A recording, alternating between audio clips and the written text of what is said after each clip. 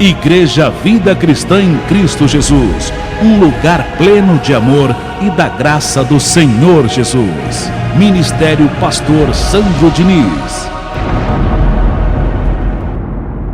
Muito obrigado, meu Deus, em nome do Cristo, ressuscitado, por essa manhã, por esse lugar, pelo entendimento que nos será dado pela Tua palavra, pela Tua graça.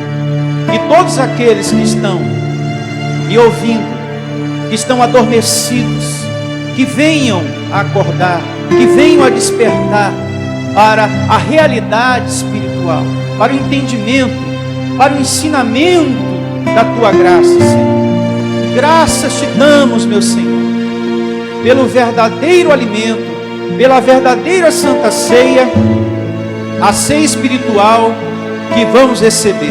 A mesa está posta e eu te agradeço por estar diante da mesa para receber o alimento espiritual em nome do Cristo ressuscitado. Louve ao Senhor com as suas palmas, ao nosso Deus vivo, em nome de Jesus.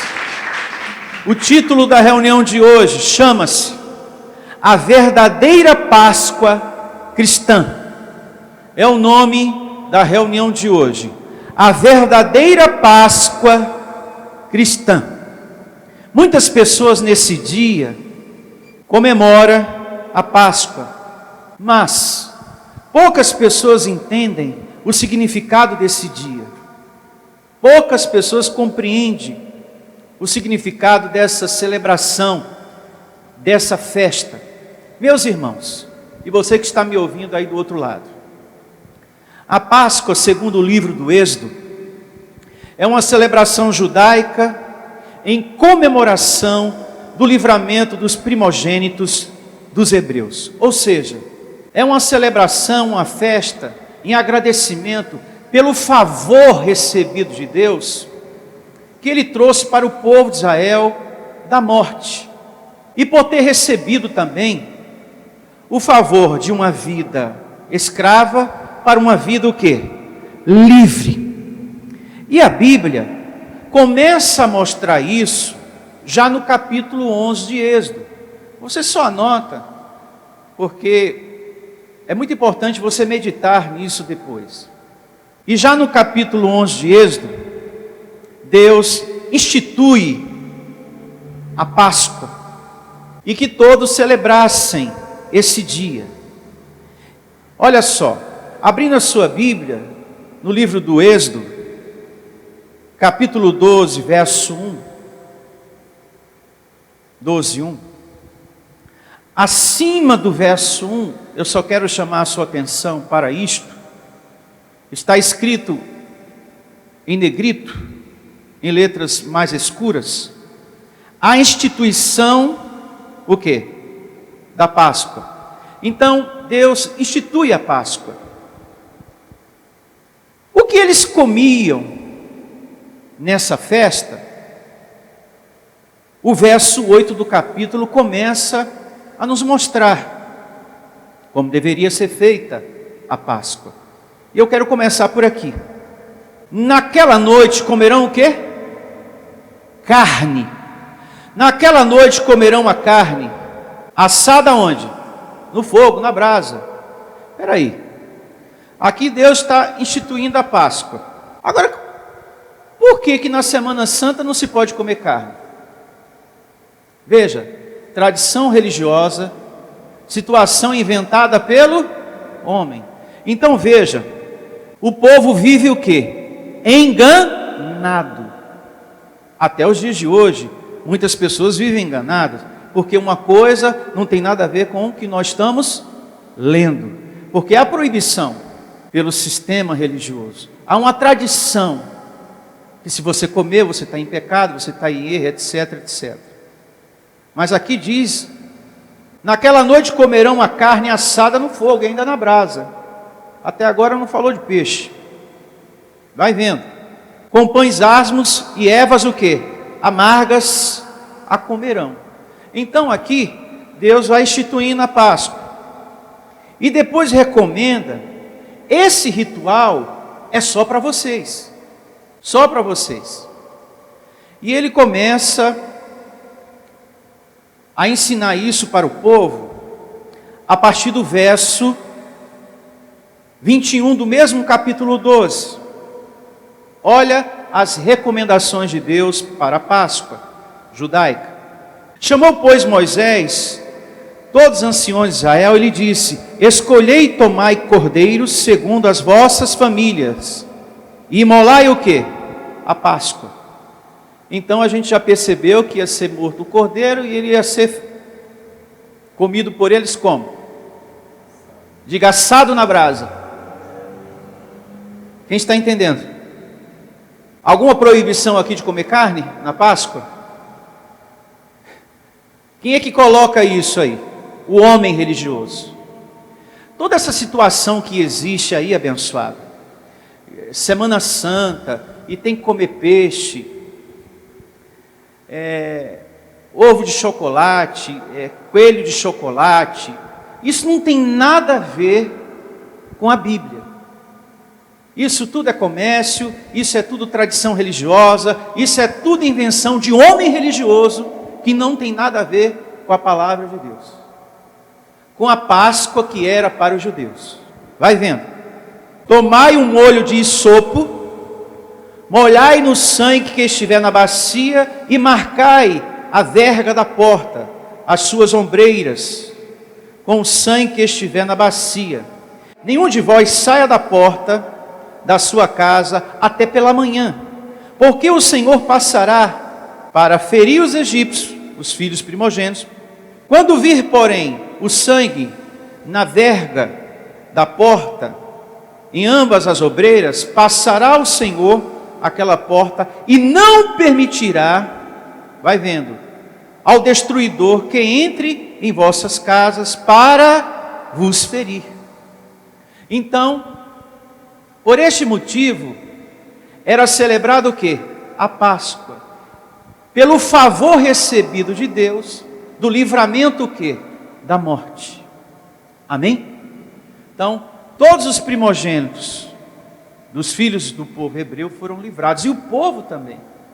Então, ficou uma data, uma festa memorial para eles.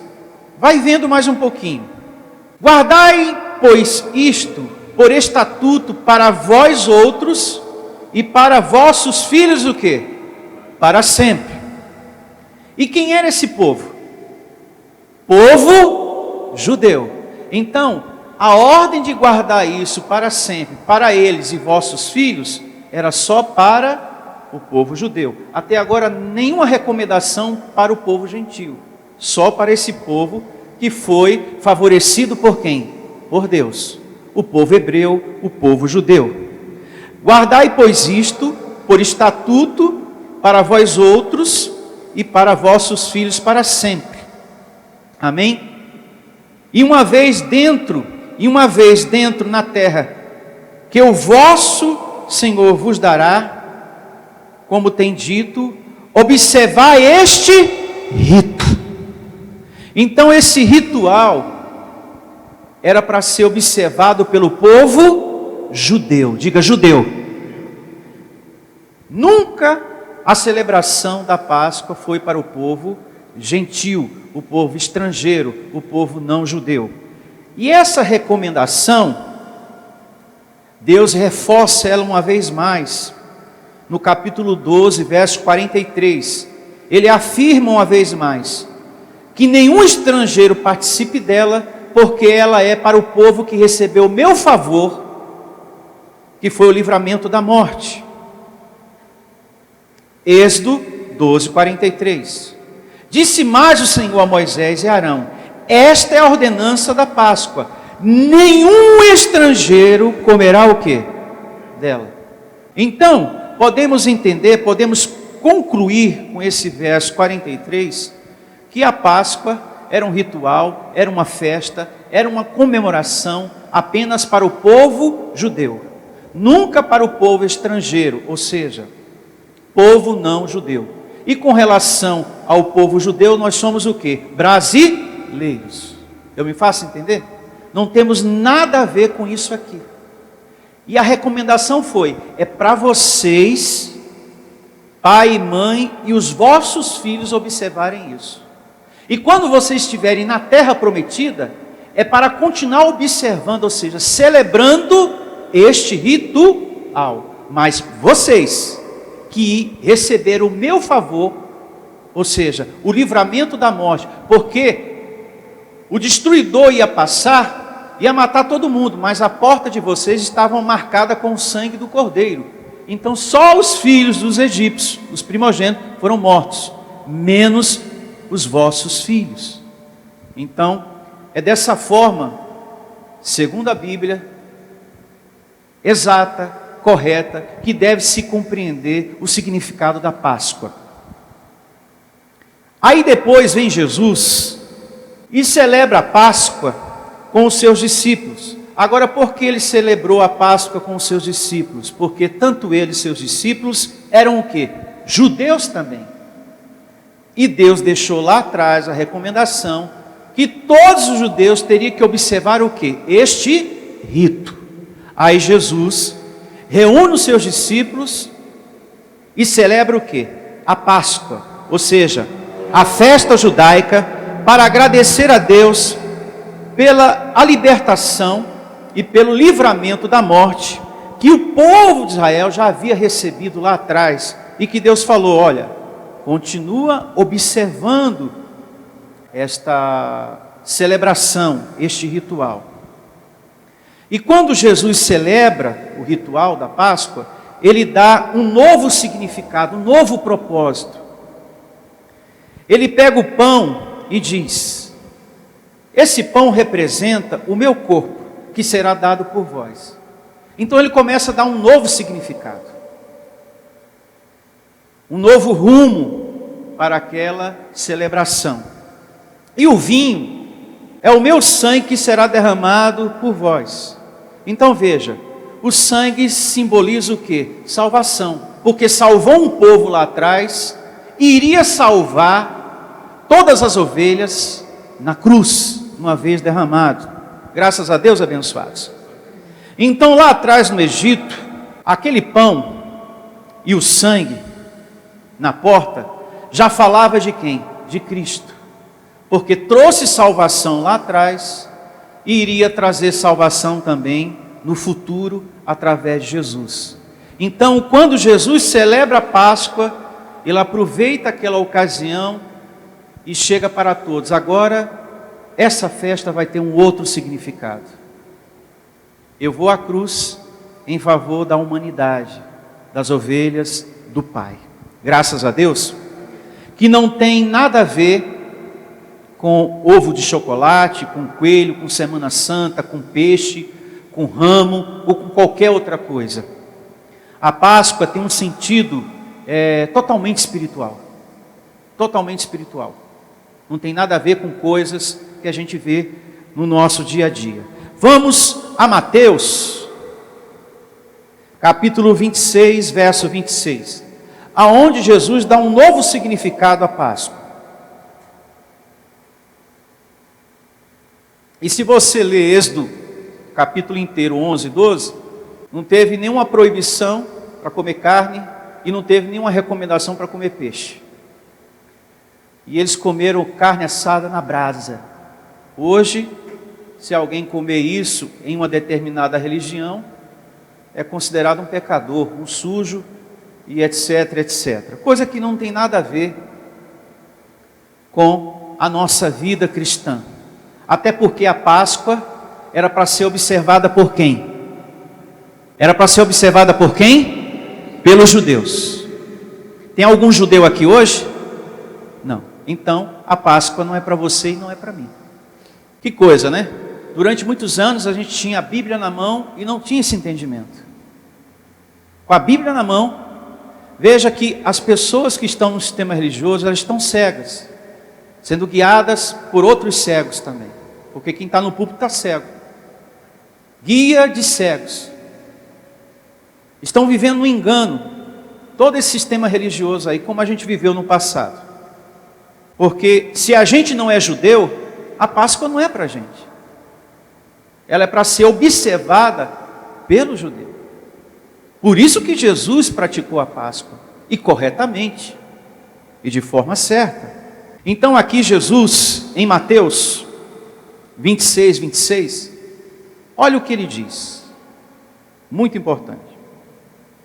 Enquanto comiam, tomou Jesus um pão, e o abençoando, o partiu e o deu aos seus discípulos, dizendo: tomai e comei, isto é o meu corpo. Agora eu pergunto, declaro você com a mente de Cristo, aquele pão era o corpo de Jesus? Não. Aquele era uma representação de algo que iria acontecer lá na frente na cruz. Mas não era o corpo de Jesus, apenas representava. Ele fez uma analogia, uma comparação. Seguindo, verso 27, a seguir tomou um cálice e tendo dado graças, o deu aos seus discípulos, dizendo: bebei dele todos. Verso 28, muito importante, porque isto é o meu sangue, o sangue da nova aliança, derramado em favor de muitos, para a remissão quê? De pecados. Ou seja, uma nova vida, não mais com pecados, estava prestes a acontecer. Agora, observe o que você está lendo, abençoado. Muita atenção. Porque isto é o meu sangue, o sangue da nova aliança, derramado em favor de muitos. Por que não de todos? Porque não são todos ovelhas. A Bíblia diz que existe o joio e o trigo. O lobo é a ovelha. E o nosso Senhor Jesus foi à cruz e morreu em favor só das ovelhas. Ele não morreu em favor do lobo. Mas por que, pastor? O lobo depois poderia, se tornar ovelha. Quem nasce lobo é lobo até o fim. Quem nasce joio é joio até o fim. E quem nasce ovelha é ovelha até o fim. Não tem como mudar isso. Então ele foi à cruz, não foi por todos, mas pelos muitos. E esses muitos são quem? As ovelhas. Amém? Os seus filhos. São detalhes que você precisa anotar aí também. Por que não foi por todos? Porque não são todos que são rebanho do Senhor. No meio do rebanho existe o trigo, no meio do rebanho existe os lobos. E aí ele segue falando, verso 29. E digo-vos, que desta hora em diante, não beberei deste fruto da videira. Ele estava falando isso para o povo gentil ou para o povo judeu? O povo judeu, que lá atrás tinha a recomendação de observar a Páscoa. Já para o povo judeu, já estava dizendo, depois dessa, não vai ter mais não, hein? Porque eu estou dando um novo propósito, um novo significado à Páscoa. Então essa vai ser a última. Por que a última? O verso conclui que a próxima seria dentro deles, e dentro de você e dentro de mim também. Seria para todos os filhos de Deus. Amém? Uma Páscoa que não seria só celebrada pelos judeus, mas uma Páscoa que seria celebrada por todos os filhos. Eu e você e o povo judeu também. Então hoje a nossa Páscoa é Cristo, e ela acontece aqui dentro de nós. Não só para um povo, mas para todo o rebanho do Senhor. Amém? Para todo o rebanho do Senhor. Está claro isso?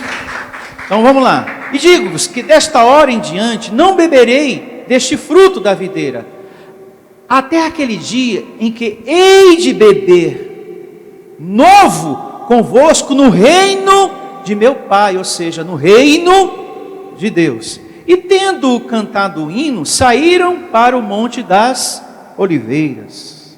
Então aqui, no verso 29, o Senhor Jesus coloca a Páscoa, aquela ceia que ele estava celebrando com os discípulos, como última. E que depois ele iria derramar o seu sangue em favor dos seus filhos. E que a próxima Páscoa, a próxima ceia, seria onde? No reino de Deus, no reino do meu Pai. Vai marcando isso tudinho. Naquele momento, ele estava celebrando a ceia física e já determinando que teríamos uma ceia que alcançaria todos, e não só os judeus. Veja o que diz Romanos 14, 17. Se cumprindo as palavras do Senhor Jesus. Veja como é a nossa ceia, a ceia de todos, não só do povo estrangeiro, mas como também do povo judeu, porque essa ceia agora é para todos. Jesus veio de quem? De Deus. Então, se ele estava colocando um ponto final dizendo que aquela era a última, que não deveria se tomar mais, se beber mais do suco da videira, então é para nós obedecermos, amém? Se ele falou que não era mais para fazer, então a gente não vai fazer, concorda? Abençoados, olhe para mim, se tem algo aqui, que você participou disso aqui, e eu digo para você, eu não quero que você mexa mais aqui, eu não quero que você toque, eu não quero que você pegue, eu não quero que você coma, eu não quero mais que você se aproxime. Aliás, foi a última vez que você participou disso aqui. A partir de agora eu não quero mais. Qual é o entendimento que você tem disso? Que você não deve mais fazer, que você não deve mais se aproximar disso, nem chegar perto. Porque a pessoa que permitiu você participar disse, eu não quero mais você perto disso aqui, nem participando disso aqui, nem próximo disso aqui. Mantenha a distância. Isso aqui não é mais para você. Acabou. Agora é uma outra situação que eu quero que você participe. Graças a Deus. Então, para um bom entendedor, um pinguinho só basta. Mas que teimosia do sistema religioso, dona Divina. Deus está dizendo, é a última, não participe, não faça mais, e o povo continua fazendo. Ou seja, vivendo no engano. Cegos guiando outros cegos. E durante muito tempo a gente com a Bíblia na mão estava sendo enganado também. Mas está tudo tão claro, meu Deus. Está tudo tão certinho na Bíblia. E eu li o verso e o verso falou por si só para você. Meu Deus do céu, como as coisas estão claras para nós, com a mente de Cristo, com o Evangelho da Graça. Hoje a gente entende tudo perfeitamente, sem dúvida. Meu Deus do céu, quantos anos da minha vida eu, pastor Santo, participei de Santa Ceia, de pãozinho e suco de uva, sendo que aquela situação nunca foi para mim. Nós nunca deveríamos celebrar isso dentro de um templo físico. Isso foi para um povo que recebeu o favor de Deus. Quem aqui estava escravo? Ninguém. Quem aqui teve um filho livrado do anjo da morte lá atrás, do destruidor? Ninguém. Então, aquilo nunca foi para nós. Mas para aquele povo lembrar e estar sempre em agradecimento pelo favor recebido de Deus. Meu Deus, como isso é fácil de entender. Mas como foi difícil. É por isso que Paulo diz em Gálatas, todo aquele que está em lei está debaixo o quê? De uma maldição. De uma cegueira espiritual terrível. E aqui em Romanos, é muito importante essa narrativa,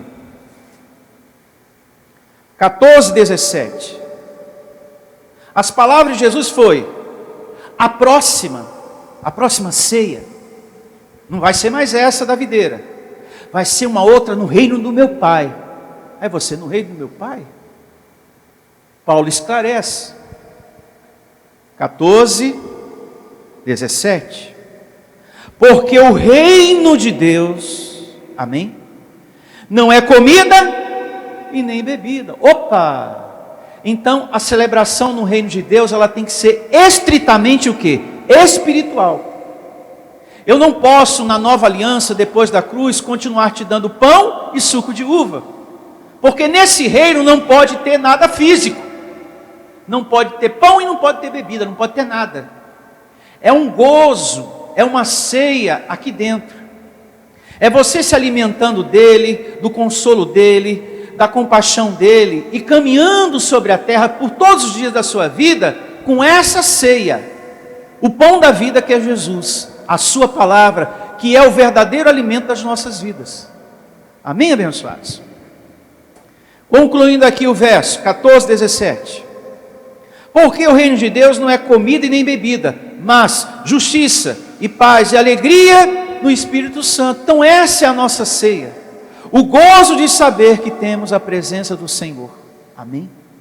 E que nada nos separa de Deus, como Paulo diz em Romanos, e louvado seja.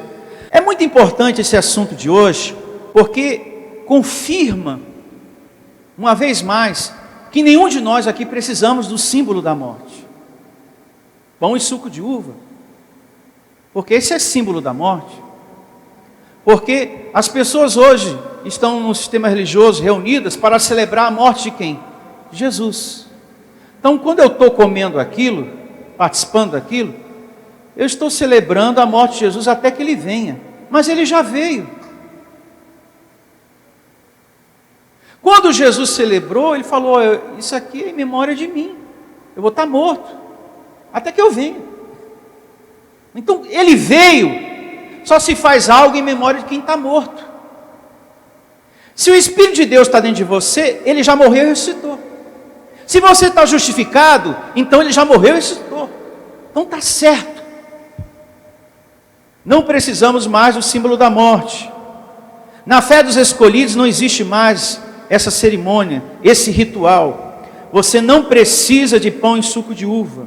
Até porque Paulo, quando escreve a sua carta, 1 aos Coríntios 5, e a gente vai chegar lá daqui a pouco, diz que a nossa Páscoa, ela é sem o pão e sem o vinho, porque a nossa Páscoa é Cristo, ou seja, o alimento é a graça e a verdade na nossa vida. Mas antes de chegar a esse ponto, nós vamos a João, livro histórico, capítulo 32. 6:32. E assim diz João, livro histórico 6, é o capítulo, verso 32. Já no comecinho do verso 32, Jesus já vai logo dizendo, olha, a ceia, a cerimônia da Páscoa, lá atrás, celebrada por Moisés, foi provisória. Foi provisória. Agora o verdadeiro pão que vai alimentar vocês sou eu. Eu estou dando um novo significado para que vocês vivam a partir de agora diante de Deus com esse novo significado. O pão agora sou eu. A edificação agora são as minhas palavras. Daqui para frente é o que eu digo, em nome de Deus. Amém? Olha só, como é fácil entender isso. Os versos aqui vão falar por si só, e você vai entender perfeitamente. Replicou-lhes Jesus, em verdade vos digo, não foi Moisés que vos deu o pão do céu. O verdadeiro pão do céu é meu Pai quem vos dá. O verdadeiro pão do céu quem vos dá é a padaria do Manuel? Quem é que dá o verdadeiro pão para você? A verdadeira ceia para você é Deus, através da sua palavra. Abençoados, as bênçãos não é a igreja, não é o pastor, não é a campanha, é Deus quem lhe dá. O verdadeiro pão, a verdadeira honra, o verdadeiro milagre, o verdadeiro tudo, não é pastor, não é campanha, não é corrente, não é fogueira santa que te dá, é Deus que lhe dá, é Ele que lhe dá. Não é a velha aliança que vai te dar com o seu sacrifício alguma coisa, é o meu Pai que vai dar para vocês. Não é nem o ritual da lei, vai ser meu Pai que lhe dá. Amém? E ele segue dizendo, muito importante, verso 32, João capítulo 6, verso 33. Porque o pão de Deus é o que desce do céu e dá vida o quê? Ao mundo. Então lhe disseram, Senhor, dá-nos sempre desse pão. Veja, eles não entendiam nada. Os ouvintes do Senhor Jesus nunca entendiam nada. Ele falava de coisas espirituais, eles entendiam sempre para o lado da matéria, para o lado material, para o lado físico. Ah, se existe um pão melhor do que esse que a gente faz aqui no forninho, então dá ele agora para a gente comer. Eu quero comer ele agora, porque se esse é melhor, vai dar vida eterna e deixar a nossa vida cheia de bênçãos. Eu quero comer ele agora. Aí o Senhor Jesus foi se aprofundando na conversa, porque eles não estavam entendendo absolutamente ainda nada. Olha só, como muitos religiosos que até hoje não entendem as coisas espirituais que Jesus falou. Verso 34.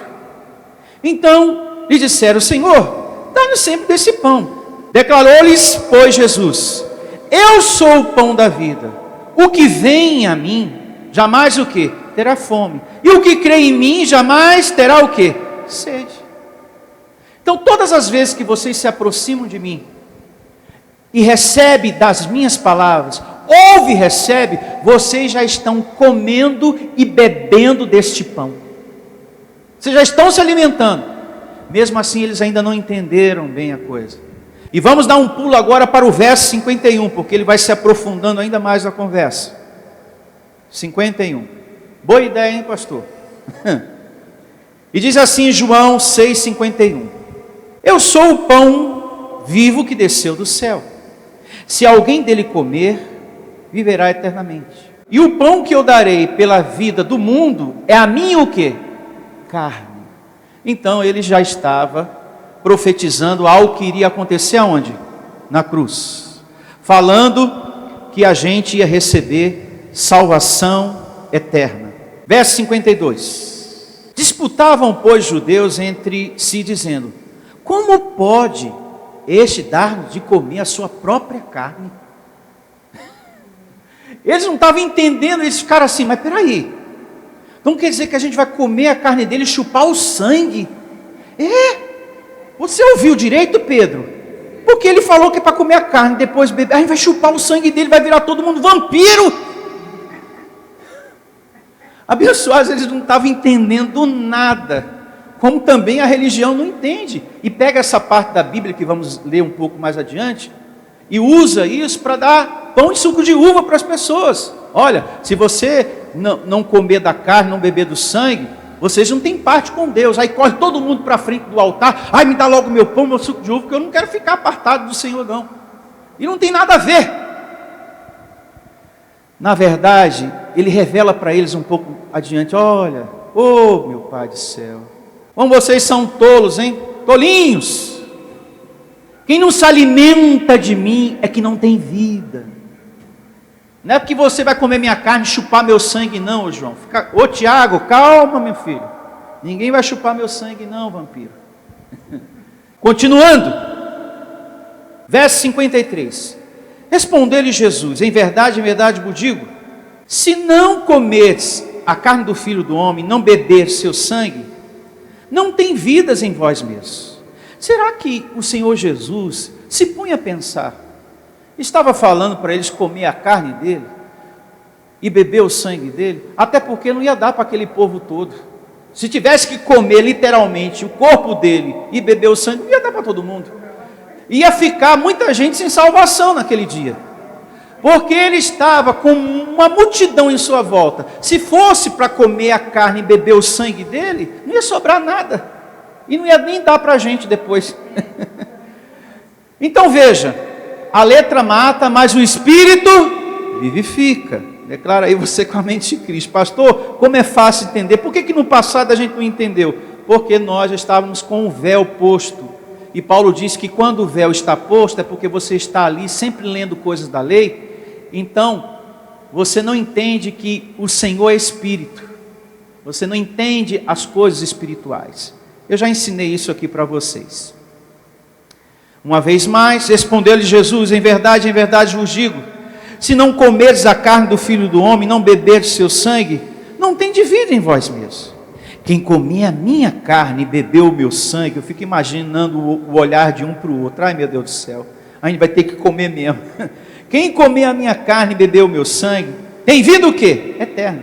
E eu ressuscitarei no último dia. Olha só, pois a minha carne é a verdadeira comida e o meu sangue é a verdadeira bebida. Quem comer a minha carne e beber o meu sangue permanece em mim e eu nele.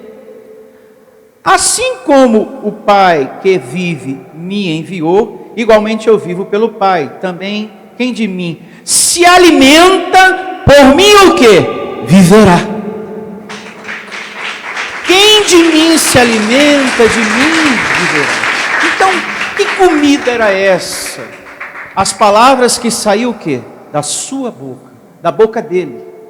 Então, aqui é tudo uma analogia, é tudo simbólico. Olha, vocês precisam comer da minha carne, beber do meu sangue. Vocês precisam se alimentar da minha palavra. Porque carne e sangue é o quê? Vida. Não é verdade? Carne e sangue não é vida? Assim como a palavra de quem? De Deus. Tudo aqui são palavras espirituais. Verso 63 do capítulo 6. Para remir o tempo. Porque esse capítulo aqui é grande, hein? Muitos versos. O Espírito é o que vivifica. A carne para o nada o quê? Aproveita. As palavras que eu vos tenho dito são Espírito e são vida. Então, o que ele queria dizer com toda a analogia dele, é que aquele povo deveria estar atento ao seu ensino, porque o seu ensino não era uma palavra dele mesmo, mas algo que vinha do Pai, amém? Para crescimento espiritual de todos. E vamos dar um outro pulo agora para o verso 66 do mesmo capítulo. À vista disso, muitos dos seus discípulos abandonaram, e já não andavam o quê? Com ele. Olha, não, comer a carne dele e chupar o sangue, não é comigo não, estou fora. Mas teve aqueles que compreenderam. Então perguntou-lhe Jesus aos 12: porventura quereis também vós outros retirai-vos? Respondeu-lhes Simão Pedro: Senhor, para quem iremos? Tu tens as palavras da vida o quê? Eterna. Esse aqui entendeu qual era a comida, qual era a carne, qual era o sangue que era para beber. As palavras do Senhor Jesus. Para onde eu vou? Eu entendi. Vem aqui, meu filho. A gente não vai virar chupa-cabra não, é a palavra, eu entendi. Por isso que eu vou ficar. Não é para ninguém chupar o sangue dele não, gente. Recebo vocês aí com entendimento. É a palavra dele. Eu não vou para outro lugar não, porque só ele tem a comida boa. Essa carne que ele está dizendo é a palavra. Esse sermão do monte agora foi uma carne e um sangue maravilhoso, trouxe salvação para a nossa mente. Ele falou que a gente tem que ser humilde de espírito, bem-aventurados perseguidos. Trouxe salvação, porque carne e sangue é vida, é salvação. Palavra é salvação. Amém? É vida. Louvado seja Deus. Que entendimento maravilhoso. Essa é a visão correta, esse é o entendimento correto, e que Jesus depois revela, não é que tem que comer a minha carne não, é o que se alimenta de mim. Jesus era cozinheiro de alguma coisa? O que ele fez durante o tempo que ele estava sobre a terra? Semeando o quê? A palavra. Então que comida era essa? Que carne era essa? Que sangue era esse? A palavra o tempo todo. E não para por aqui. Vamos agora à primeira carta de Paulo aos Coríntios 5:7. 5:7. E começa assim o Evangelho na primeira carta de Paulo aos Coríntios 5:7. Lançai fora o fermento o quê? Velho, para que sejais nova massa. Pausa. Traduzindo, quem estava na nova aliança, Paulo pregando para uma igreja, isso aqui é uma igreja, a igreja de Corinto. Vocês têm que deixar o velho fermento, porque agora vocês estão no Evangelho. Não faça mais nada da velha aliança, abençoados Corinto. Ou seja, não há mais a necessidade da Páscoa física, pão e vinho. Vamos deixar isso. Como também Jesus falou, e é bom lembrar, recordar: nem se costura remendo de pano novo em veste velha, e nem se põe vinho novo em odres velhos. Aqui Paulo estabelece uma mudança, e não é errado mudar quando você muda para melhor. Vai vendo. Lançai fora o velho fermento. Agora na graça não façam mais nada do que é da lei, para que sejais nova massa, como sois de fato, sem fermento. Pois também Cristo, nosso Cordeiro Pascal, foi o quê? Imolado. Então, se ele foi sacrificado, lembre-se que ele falou lá atrás que a Páscoa física seria a última e que a próxima seria no reino do meu Pai. Então podemos concluir, abençoados aqui, você aqui e o povo que estava com Paulo, a nossa Páscoa agora é Cristo dentro de nós. Amém? Paulo precisava exortar essa igreja, porque a igreja de Corinto era uma igreja completamente confusa, carnal, perturbada. Tanto que Paulo, no capítulo 11, dessa mesma carta, primeira, falou: vocês quando estão se reunindo aí, não é a ceia do Senhor que vocês estão participando, porque não é mais a física, ela é espiritual.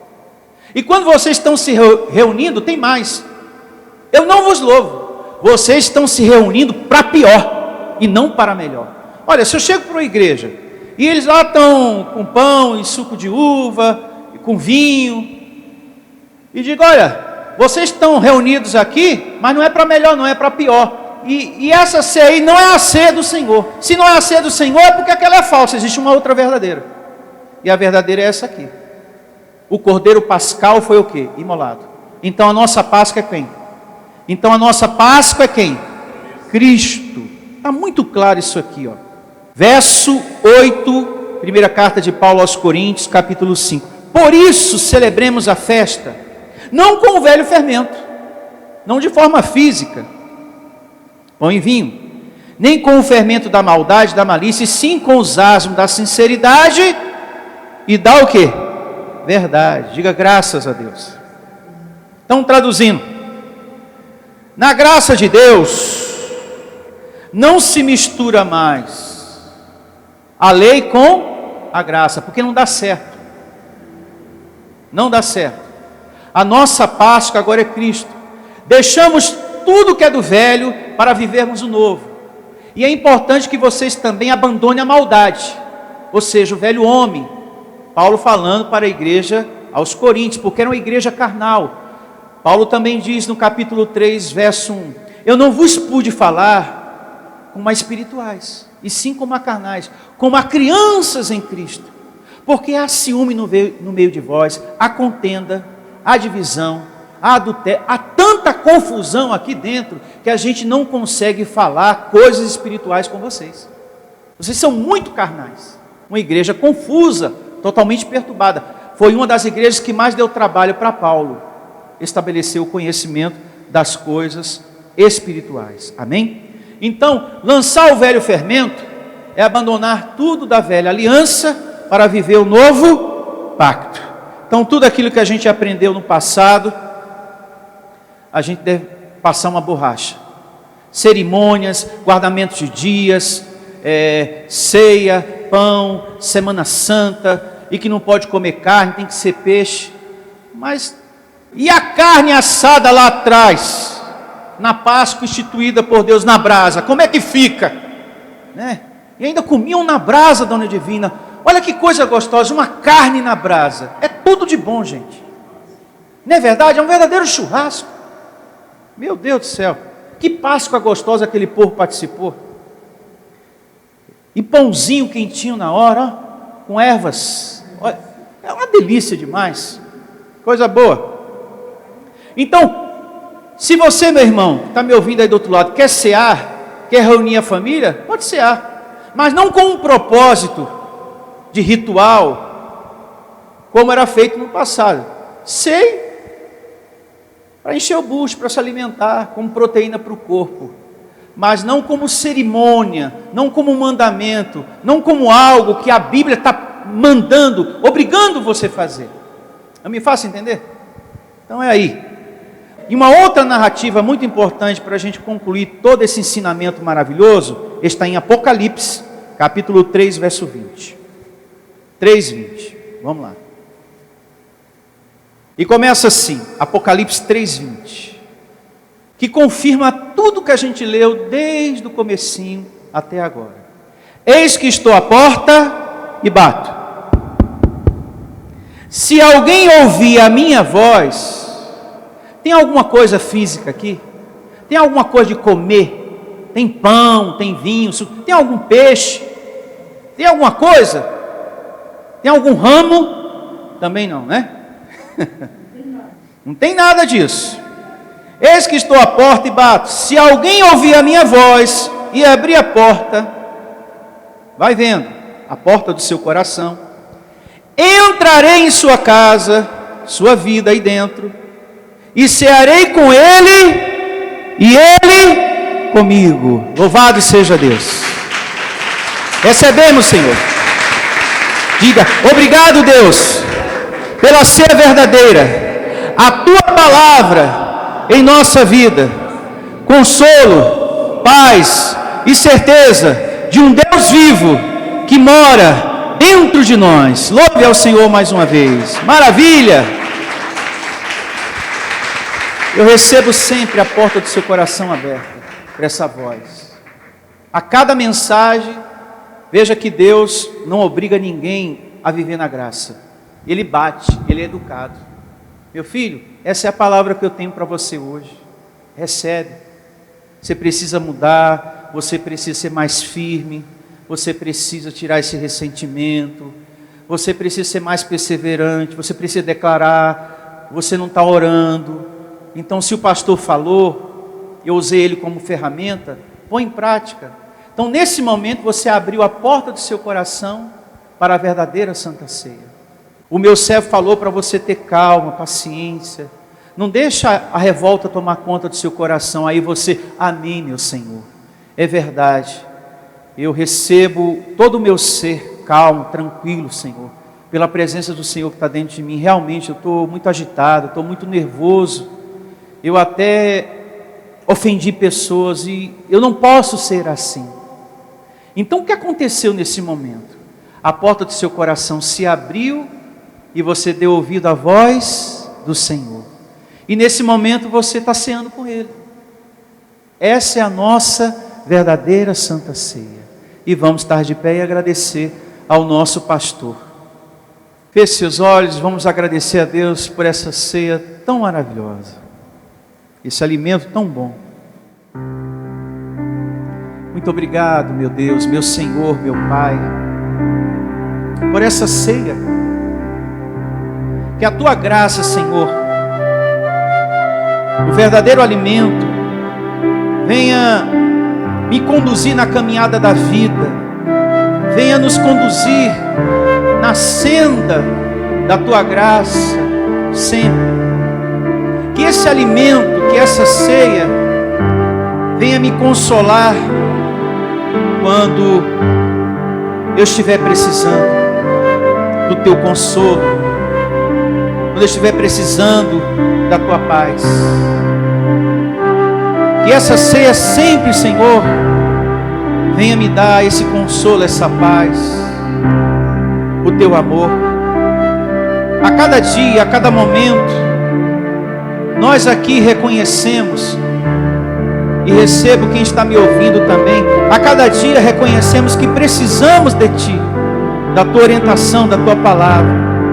Portanto, obrigado, Senhor, por Tua presença, por Tua compaixão, porque temos falhas, mas sabemos que somos amados, somos escolhidos, somos mais que vencedores, perfeitos, nação santa, povo de propriedade exclusiva do Senhor. Muito obrigado, Deus. Muito obrigado por me amar. Agradeça a Deus. Muito obrigado por me amar. Muito obrigado por me dar o teu conforto, o teu consolo. Muito obrigado por me ajudar, Senhor. Muito obrigado por me fazer um vitorioso. Muito obrigado por me fazer um mais que vencedor sobre a terra. Muito obrigado por me dar domínio próprio, Senhor. Porque tem momentos, e eu não escondo isso de Ti, às vezes dá vontade de revidar com com ódio, com vingança, mas o teu amor, Senhor, tem nos ajudado, tem nos dado força para não ser igual ou pior do que aquela pessoa que nos ofendeu com palavras ou até fisicamente, Senhor. Então, nós somos necessitados, nós dependemos e precisamos sempre do teu alimento, sempre dessa ceia, e a porta do nosso coração vai estar sempre aberta para a palavra de exortação, para a palavra de consolo, para a palavra, meu Deus, que vem para nos dar um ensinamento, para que a gente venha ser um povo feliz sobre a terra. E eu recebo, Senhor, recebo que vamos ter muitas alegrias sobre a terra, vamos tomar posse de muitas vitórias. É como foi ensinado em João capítulo 6, o verdadeiro pão é o meu Pai que vos dá. Não é campanha, não é pastor, não é catedral. A verdadeira vida, o verdadeiro milagre, a verdadeira paz, o verdadeiro alimento é o nosso Deus que nos dá. E hoje Ele nos deu esse alimento, porque há um gozo dentro de nós, uma paz, uma alegria, uma certeza que somos amados e povo de propriedade exclusiva dEle, uma certeza que somos salvos, e isso transborda em nosso ser. Não é ninguém que está forçando a gente a entender isso, mas é o próprio Espírito Santo, o próprio Espírito de Deus. Louvado seja, Senhor. Obrigado, Deus, por cear conosco. Muito obrigado por nos orientar, por falar aqui dentro do nosso coração, por andar sempre com a gente. Muito obrigado. Eu recebo um domingo maravilhoso a todos, com grande serviço, com grande ministração, uma ministração poderosa de anjo na sua vida abençoada. Diante de tudo que você vai resolver nesse novo mês, nessa nova semana, você venha ter a ministração poderosa dos anjos de Deus, do Deus que é contigo por onde quer que andares. Diga obrigado, Deus, pela verdadeira santa ceia que me alimentou de fato, de verdade, nessa manhã abençoada. Palmas para o nosso Senhor Jesus, para o nosso Deus. Um domingo maravilhoso a todos. Somos mais que vencedores e abençoados de Deus. Igreja Vida Cristã em Cristo Jesus. A igreja que estimula a sua fé sem desprezar a sua inteligência. Ministério Pastor Sandro de Lis.